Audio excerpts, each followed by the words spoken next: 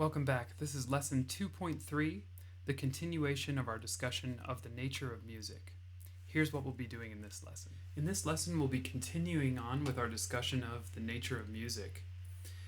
And next time's assignment is to complete the first quiz, which covers all of modules 1 and 2. The nature of the quiz is online, timed, and with multiple attempts that must be completed by the deadline. On the quiz is mostly terms and topics we've discussed, plus you're responsible for any of the listening journals in terms of their artists and titles and the basics of the music.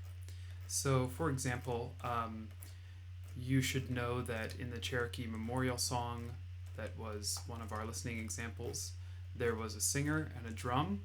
You don't need to know the type of drum. You don't need to know the words of the song.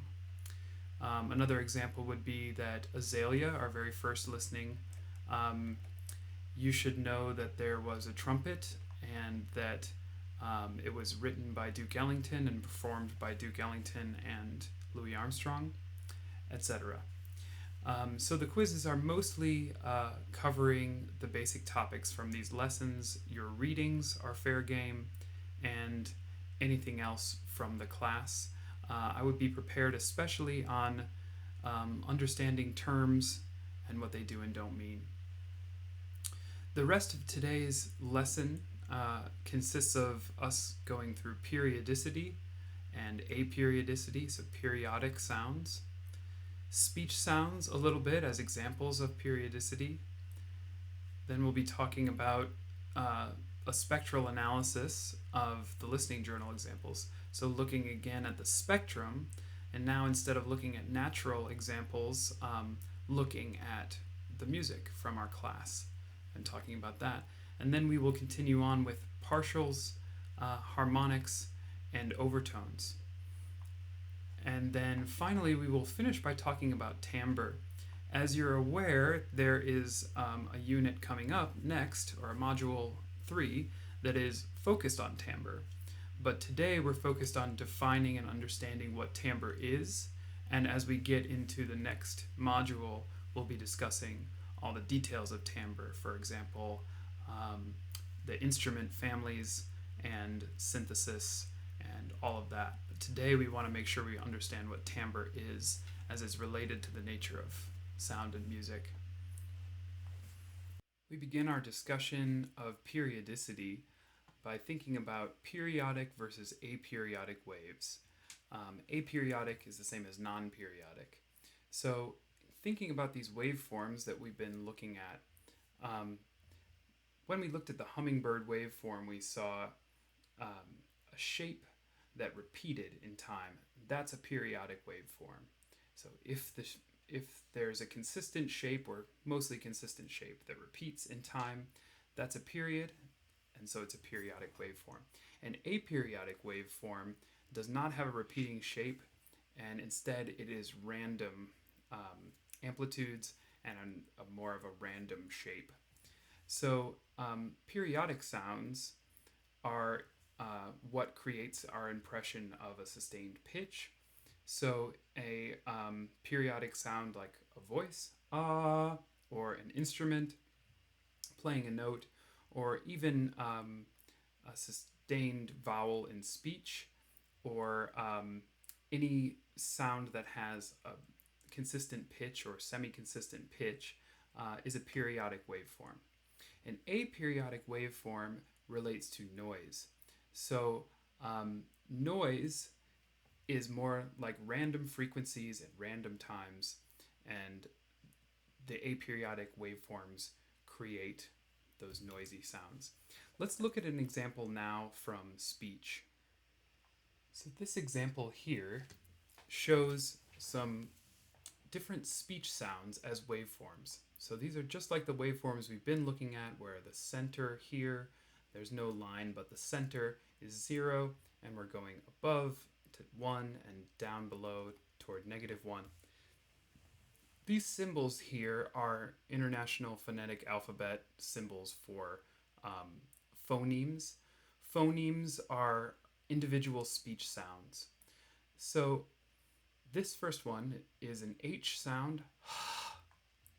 When we create an H sound, it's a noisy sound and it's not a pitch, it's more of just air. That sound you can see here is an aperiodic waveform.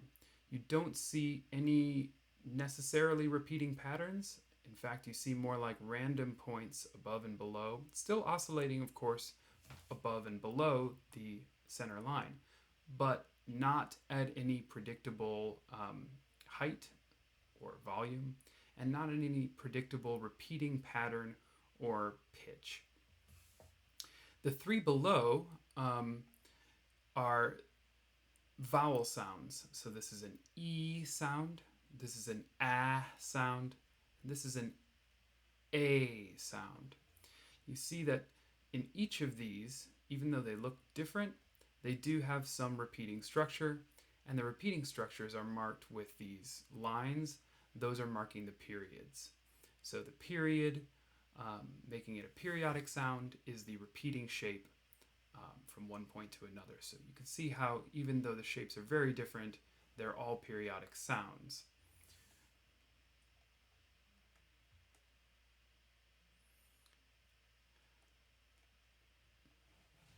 Of how certain parts of speech are aperiodic or periodic, I chose a random word, scoot, S-C-O-O-T, to show the phonemes. So this word, scoot, could be written out as phonemes if we take the individual phonemes and separate them. S, k, u, and t. Even though it's a single syllable word in English, there are four phonemes here. S, k, u, t. So the consonants, s, k, and t, are all aperiodic, just like the H we saw above. These consonant sounds are aperiodic waves, so they are noise. S is a sibilant sound, a sustained noise, whereas the K and T are called plosives. You don't need to remember those phoneme terms, but the K and T are, of course, short sounds with a burst of air at the beginning. So we're going to look at this as a waveform now.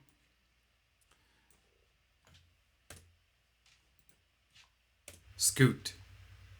Scoot. So at the beginning here, I said it just as a regular word, but then I spread it out so we could look at each waveform. So the S sound here, as we zoom in, we see some movement above and below the line, but just notice how we don't see a particular repeating shape. We can kind of scroll through the rest of this, and you just see movement above and below, not with a repeating pattern. The K sound has this plosive element at the beginning, and again, we do see it going above and below the line, but not with a consistent shape that repeats in time. Notice these jagged, noisy shapes here and random frequencies. Whereas the oo is a periodic waveform. Ooh. We zoom in on the oo, we see this shape right here. It looks kind of like a mountain, and it repeats over and over again. And you remember that the frequency is how often this cycle happens per second. So we could figure that out, but for now we're just focused on the difference between this periodic waveform and these aperiodic waveforms. The T at the end was also an aperiodic waveform. So periodic is pitched, and aperiodic is noise. How music relates to speech. Of course, there are rhythmic elements to speech, but of course, we know that when we sing songs, we stretch out the periodic elements of the words, also known as the vowels. So we still sing the consonants short like we do when we're talking, but then we stretch out the vowels, the periodic waveforms, so we can sing pitches. It might be interesting to speak the text of a favorite song of yours in the same rhythm as it's sung, but just speak it without singing. And of course, you would notice that it's really stretched out on all of the vowels, or many of them anyway. Now I want to look at the spectrum again. So this is the waveform. What we're looking at here is little clips from our listening journals that we've just turned in.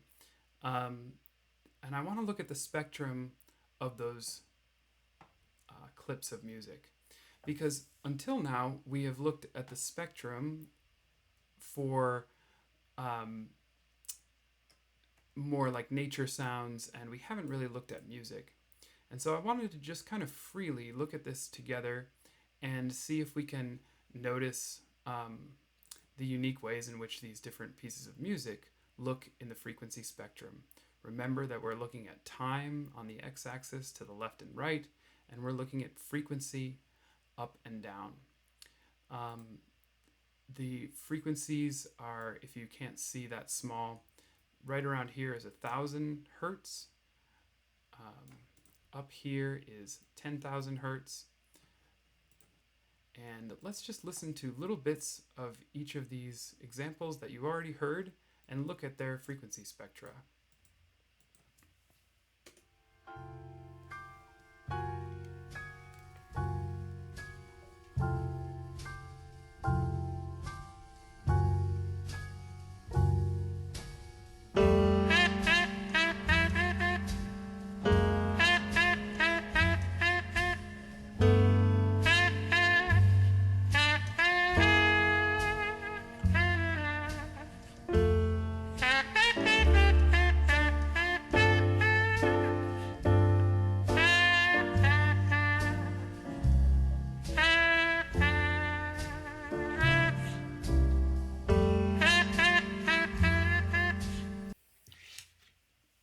Interesting to look at these spectra because you notice, even just by zooming out and seeing all of the different musical examples, that they do all look different.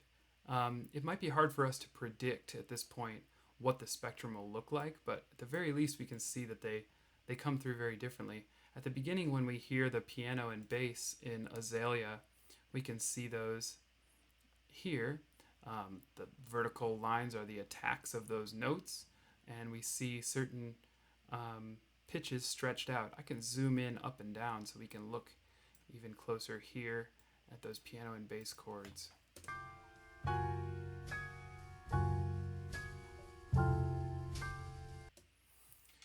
So we notice that some of the frequencies sustain pretty much until the next hit, whereas these higher frequencies do not.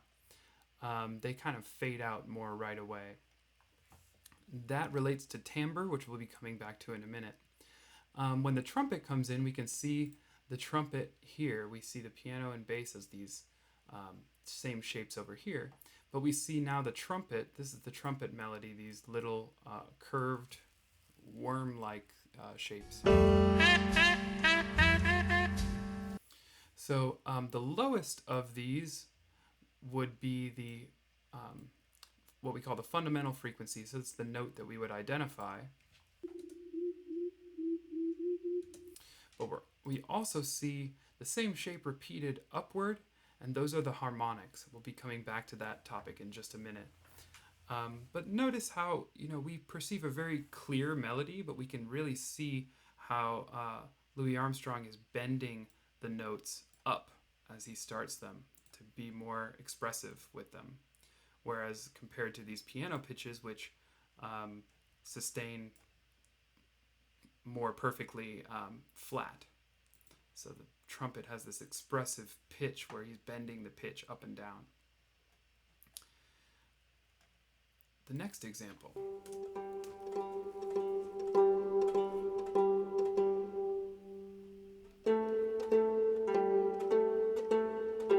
So this is our hurry and hymn. You can see this plucked harp.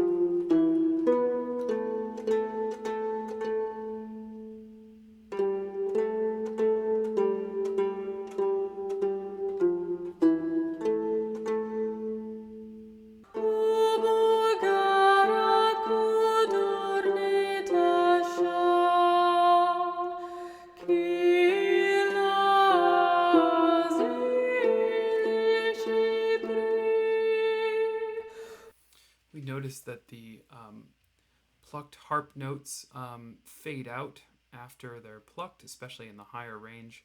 And as the voice joins in moments like this, we see, of course, that they're on the same note, and all of these have lined up between the voice and the harp. So we follow this kind of clear, blocky melody. You can see it moving around there.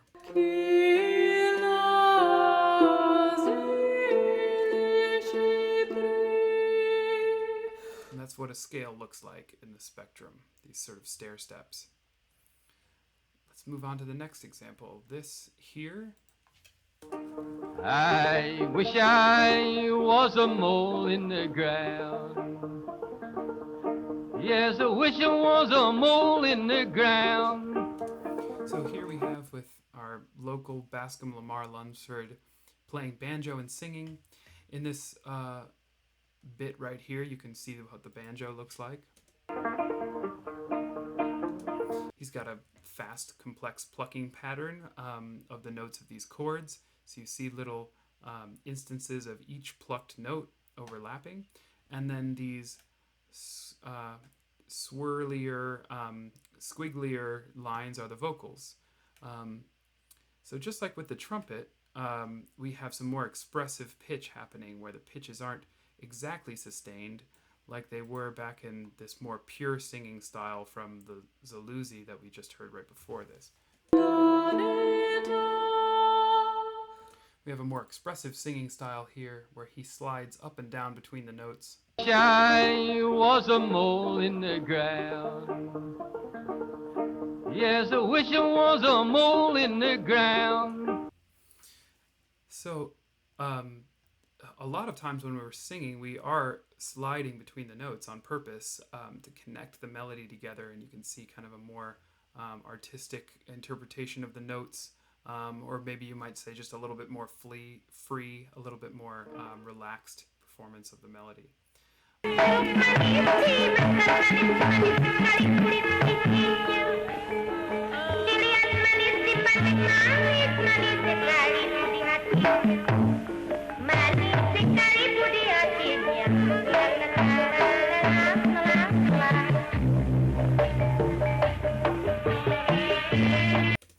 So this is, of course, from Radio Yogyakarta, where we have some Indonesian gamelan music. Gamelan is the name of the traditional style of music. We hear, for example, right here, a very low gong. So we see the gong as these sustained, long pitches. The gong will ring out for a long time. We see some aperiodic drums, some noisier drum hits, but they're very short and tall. That's what drums look like in the spectrum. And then here we see, again, more expressive vocals right here. She bends her voice up pretty significantly.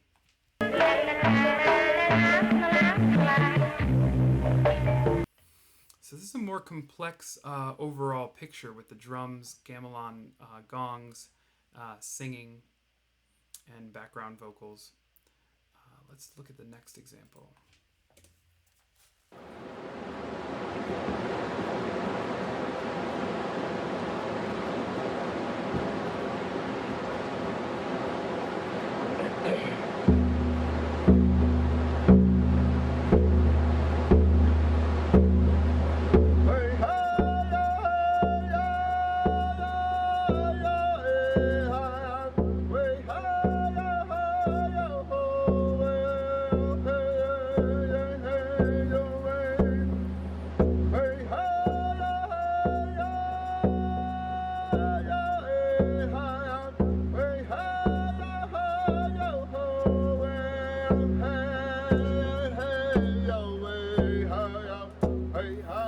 Here we hear in the Cherokee Memorial Song that we have the drums, as we can see, articulating this sort of grid, and this drum sustains very well until the next hit, so it feels like it has a pitch to it as well. The vocal, you can see following a kind of melody, And at the beginning, I'd also like to point out we just have noise of him walking over to the place where he's going to sit and perform this music. So before he even starts, we have this just white noise, dead space. Actually, it's a river as well, and just air flowing by. So if we jump back to seeing that as a waveform, again, we'll see this noise right here as being an aperiodic random frequency waveform. The way that an aperiodic waveform will show up on the spectrum is like this, just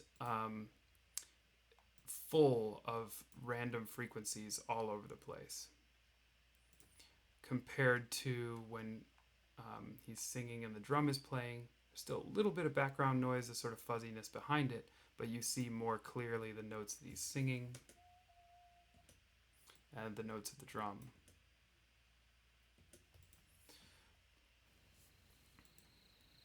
Then, as a counterexample, let's look at this.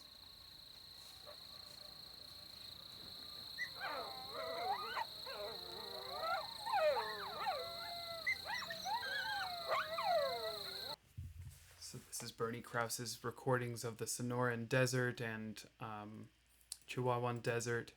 Look at these coyote calls. Very wild and expressive.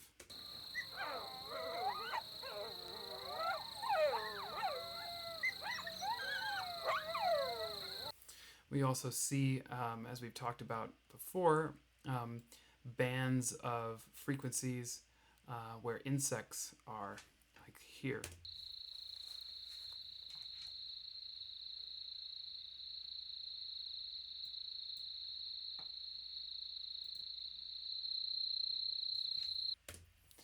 So we can hear those crickets or whatever insects they are, and you can see them occupying this specific band of frequencies. A band of frequencies is just a range of frequencies here right around 4,000 hertz. And I think it's interesting to appreciate how, you know, the more musical, traditionally musical examples have clearly controlled pitch and rhythm, like the previous example, whereas these natural sounds are more free and yet still organized in certain ways. Last example.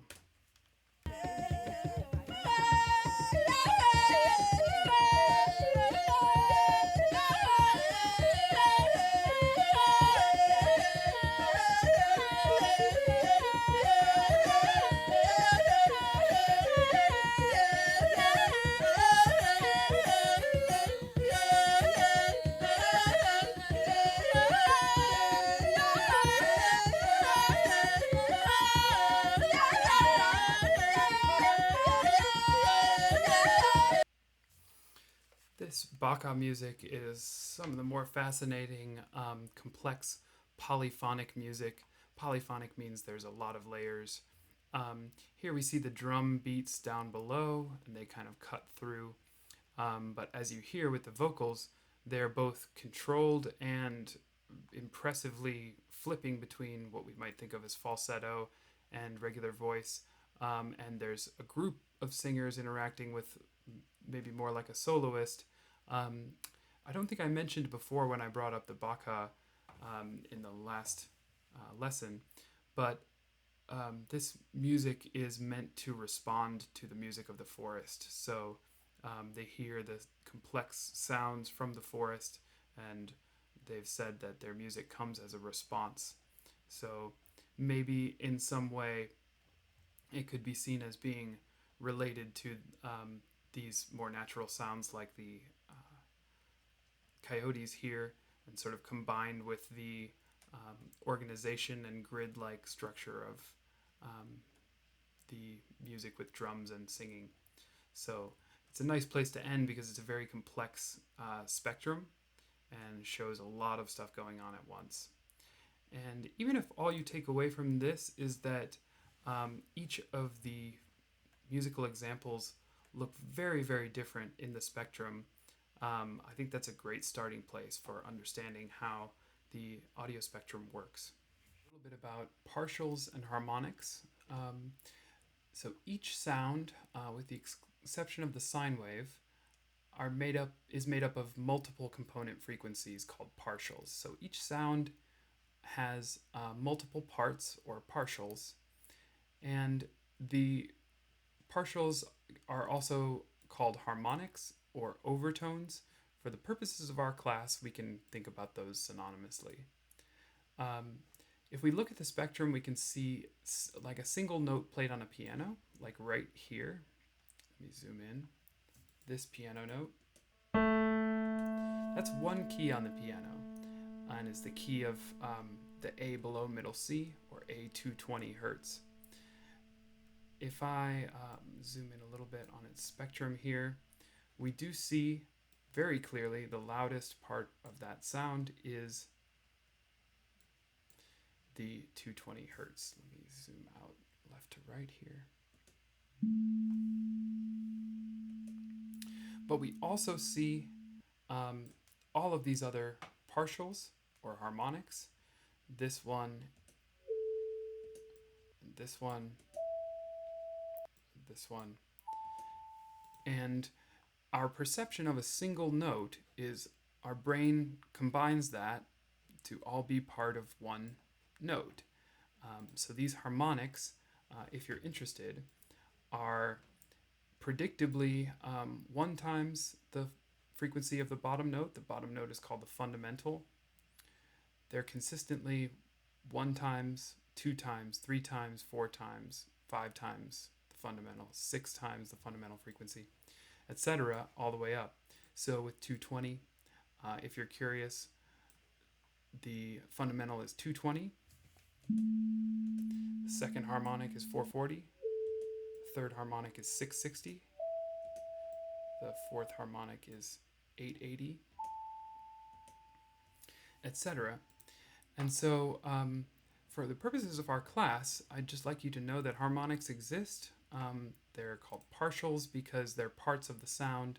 Technically speaking, there can be some sounds like metal objects that can have partials, so other pitches above the fundamental, but their partials are not normal harmonics. So they're partials but not harmonics because they don't have the predictable frequency relationships of 1 times, 2 times, 3 times, 4 times.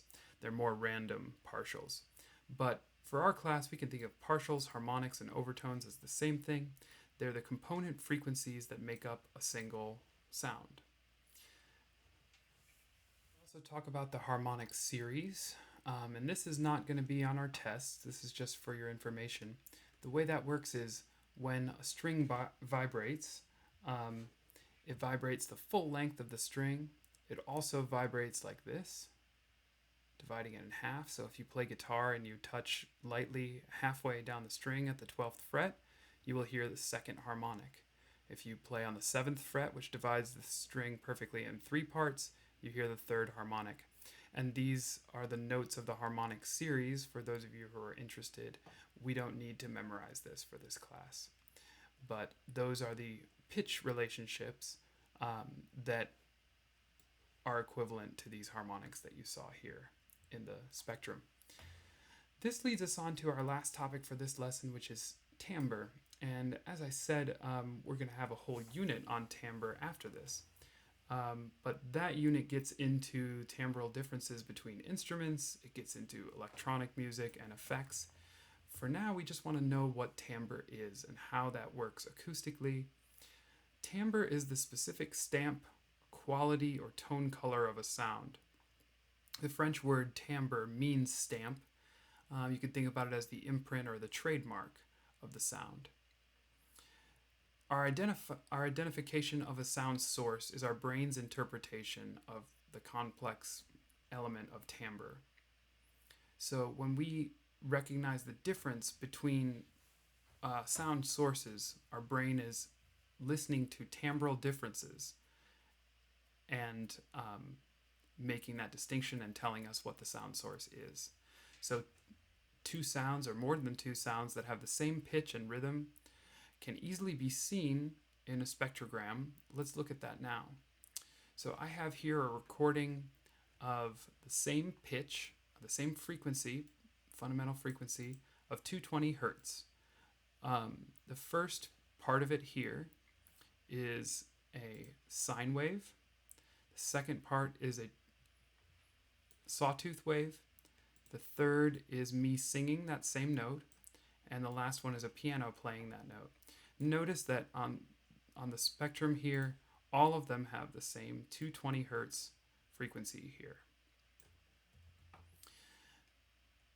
Notice as well that when it comes to harmonics, they have some differences in the way they all lay out, but they do have the same harmonics. So meaning, just like the 220 below, all of the other harmonics up here are lined up, more or less, unless I was singing slightly out of tune. But these are all lined up so that we could say the harmonics are the same frequencies between all these.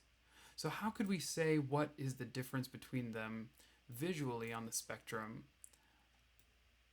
if the fundamental pitch or frequency and the harmonic frequencies are the same? What are the differences? So we notice that there are differences of timing and volume of those harmonics or partials. First off, the sine wave sounds like this.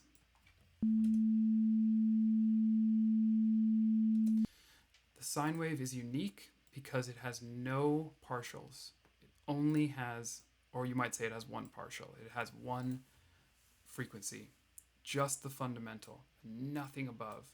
You can disregard these blips on the right and left side because those are just the reaction to it turning on and off abruptly. But the sine wave, see how it just has only the fundamental. Looking at the piano over here on the right, let's listen to that.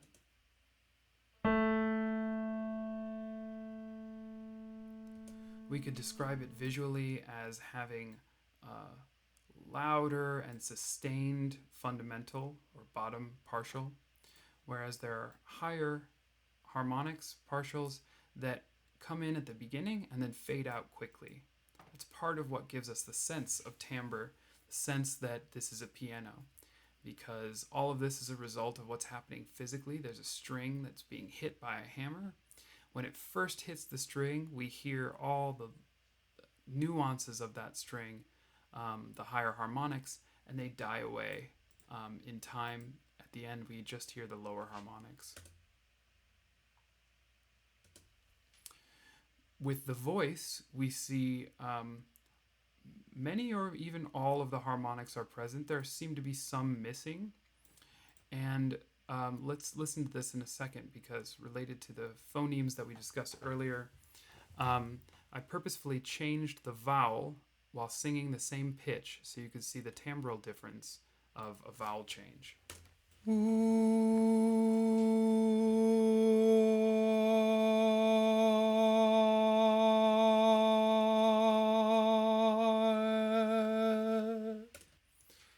So I kind of did like ooh, ah, and then eh at the end. Notice again the pitch is the same, the harmonics are the same in terms of frequency, but the volumes of the harmonics changes as I change vowel, and that is what a vowel is acoustically. It is the same pitch with a different, what we call a formant, or a different timbre created by the movement of my tongue and mouth. So, for example, these harmonics are basically missing from the oo, whereas they come out in the ah, and they go away a little bit in the eh. There's something missing here from the eh that seems to be present in the oo. But again, same harmonics to play with, but as I play with the vowel, they change in volume. And you do notice the subtle vibrato variation of my pitch there.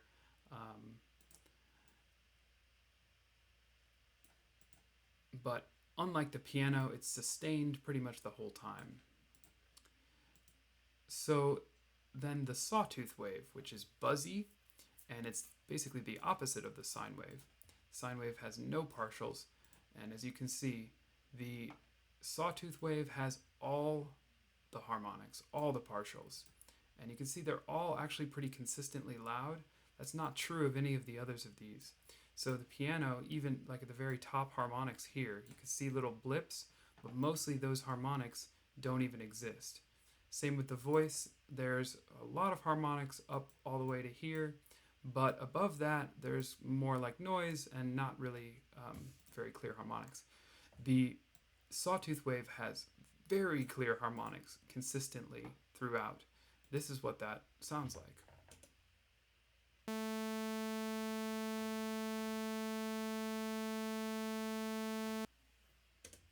It's a very intense, buzzy sound because those harmonics are very high and active.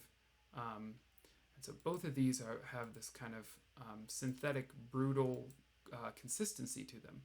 We talked about in the last lesson the difference between synthesis, which these two are synthesized, and recording. And so here we have all the nuances in recording of the real world, where harmonics are different each time you play the note. There's variation to the pitch. There's variation to the volume at different moments, and inconsistencies, but those sound like real life to us, or they sound like a record of the acoustic world. Whereas synthesis, and there's nothing wrong with it, but it's very different. You can see how it's perfect in a way. It's pure. The sine wave is purely one tone.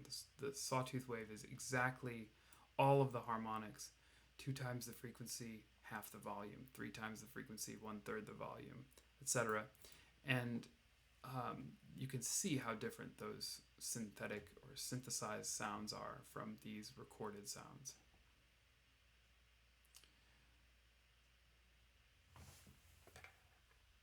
Let's hear them all again as we see them.